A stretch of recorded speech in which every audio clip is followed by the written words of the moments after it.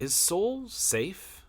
We were wondering that same thing before we got here as anyone would before they traveled to any new city. After just a few days, we're doing things any traveler would consider stupidly risky. Blindly going into neighborhoods we know nothing about, leaving our cell phones out in plain sight while we walk away for a few minutes.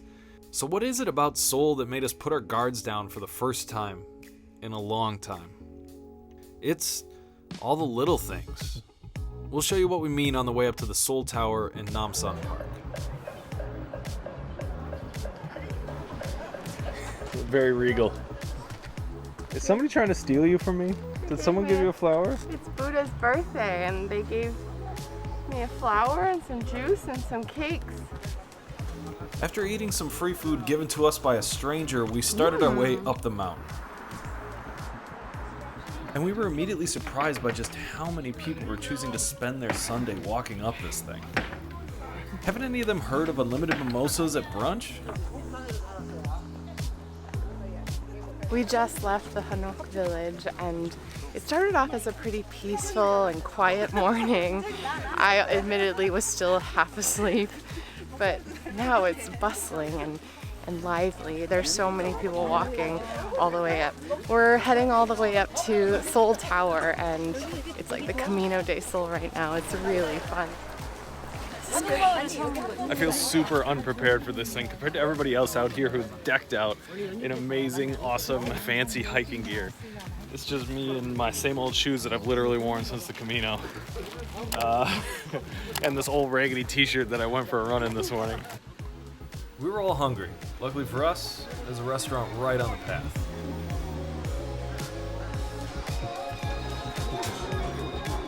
You order your food from this robot over here that you tap on the screen and decide what you want, and then it gives you this flashing beep.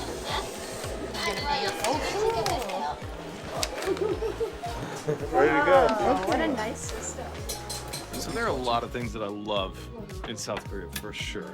But one of my top 5 things for sure is bibimbap. That's what we're having right here. You get this assortment of different vegetables, spicy sauce, bulgogi. And me, I like to take it all and just slide it all onto there and mix it all up. But a lot of people like to eat it separately.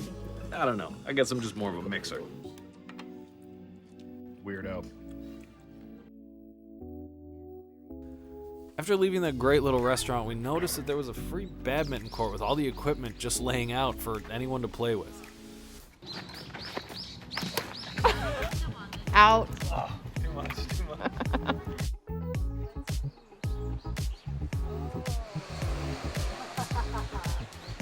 Even with the non-stop Stairmaster that we were on, we were amazed. The roads were well paved, trails well marked, there was an outdoor gym, and more importantly, people were actually using it. There's a full-on squat rack and bench press here. This is amazing. We gotta come out here and work out. It felt like we had been transported to an entirely different multiverse. Kilometer of steps is... yeah, it's a lot. It's a lot. Maybe the cable car wasn't such a bad idea. This is definitely a Stairmaster. But luckily, the views are so impressive. The thing that I find super impressive about this trail or this walk is not just the beauty, the greenery, the actual infrastructure, and also retaining of the culture, also just how peaceful and quiet it is. There's no sounds, no cars, no traffic, no honking. And we're right, again, in the middle of Seoul. So this right here is the old city wall built in 1396, and this is part of a bigger city wall trail that goes around the entire city limits of where old Seoul used to be before they expanded out past the city wall a long time ago. You can actually walk the entirety of the thing, the full loop, going up and over mountains. Just, it seems awesome. It's about 12 miles long, and yeah, I think we should probably do it someday. I'm just continually impressed with how good of a job Seoul and South Korea has done with making things feel both incredibly new and modern, but with also not forgetting the old and the culture that built it in the first place. Almost there.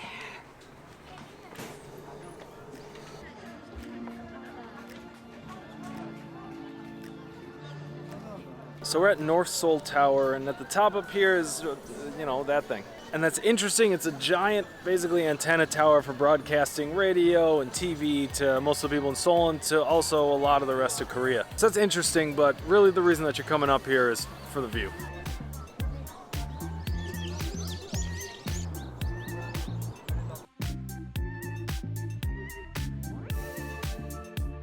It is a tower, and it is quite tall and beautiful, and apparently there's an observatory at top and a food court and of course a gift shop.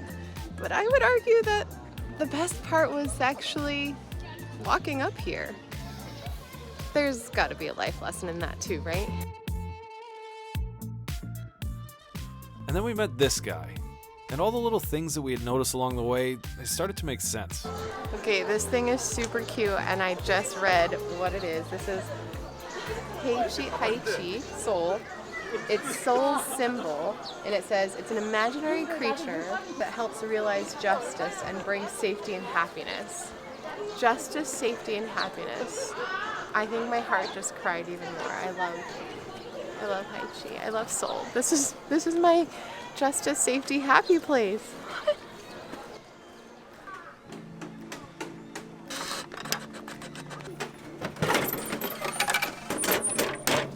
Now, it might be terribly named.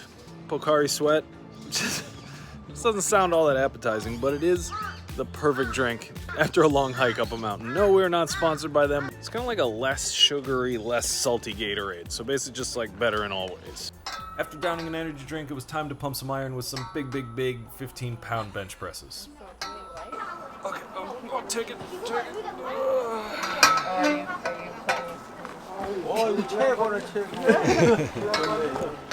Need a spot? No. No, of course not. Yeah. There it is. We then followed the city wall back down to this incredible park. This entire trail goes through all these different parks and historic landmarks, and now we're just surrounded by families having meals and picnics out here. Gosh, Seoul just makes me so happy. It's really hard to describe this in words, but there's something so fulfilling to me to see people enjoying their own city the way that Seoul does right now.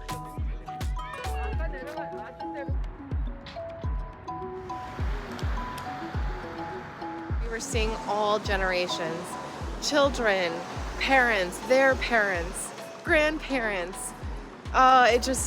It fills my soul, and it makes me want to go home, hug my mom, hug my family. It represents the peace and the love and the family joy that I think we all want. The city wall then leads you straight to Seoul Station, a much busier, much louder place. This place is a maze, and we haven't even got to the main station yet.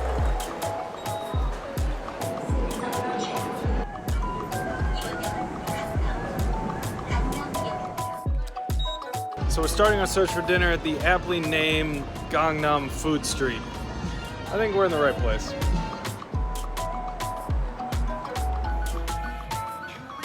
This area is super busy. It's like a Monday night right now, and there's just crisscrossing scooters and people, and it's so much going on.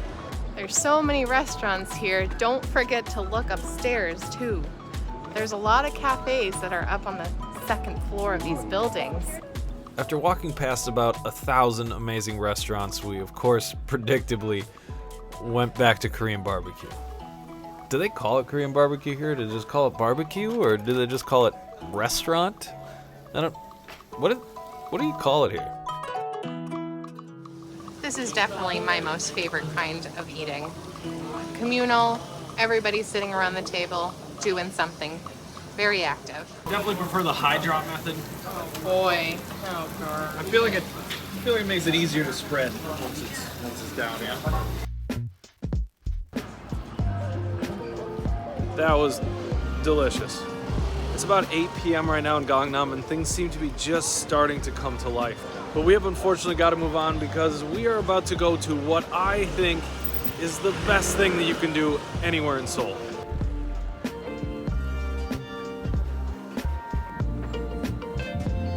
This is a metro station. Seoul is so cool. The thought didn't even cross our mind that it was going to be dark and we were going to go to a park in the middle of the night, so we headed off to Banpo Bridge. It turns out on a Monday night that everybody else had the exact same idea. Okay, we're at Banpo Bridge, and this is what I think is the perfect way to end any night in Seoul. But you need a couple of things first once you make it here. Chicken Shack. In Lisa's hometown, a convenience store like a 7-Eleven was never a place where good things ever happened. No, I'm so bummed that we just ate because I am totally down for hot soup and ramen. This looks so good. They have whole stations, like 7 stations lined up for people to make their ramen bowls. You would never get the food from there unless you had literally no other choice.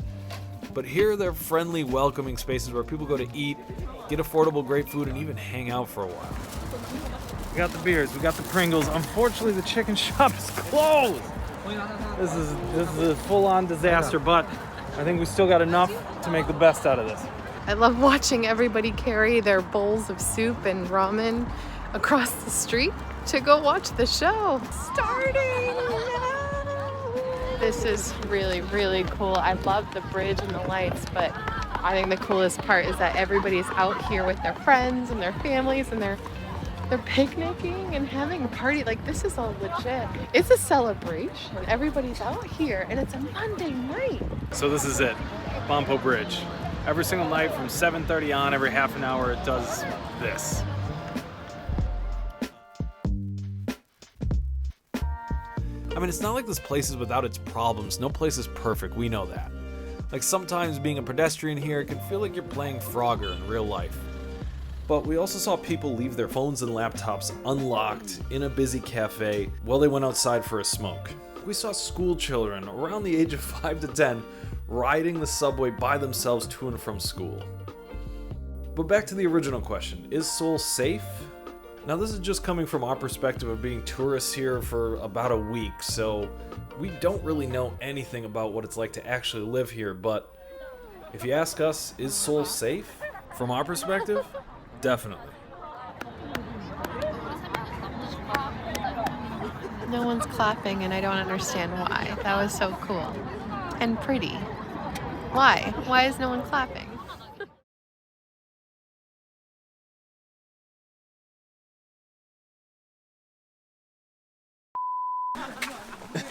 Another refuel of coffee. What are you digging for? Just trying to find my stuff out of your bag there. Peekaboo. Oh, wow. This is B-Duck. We're almost at the top, and B-Duck is full of all his friends and lots of, I don't know what I'm saying. This is B-Duck. Stop. He almost looked like Apple Blossom. Apple bottom? Hi, kitty. What do you got to tell us? So many things to say.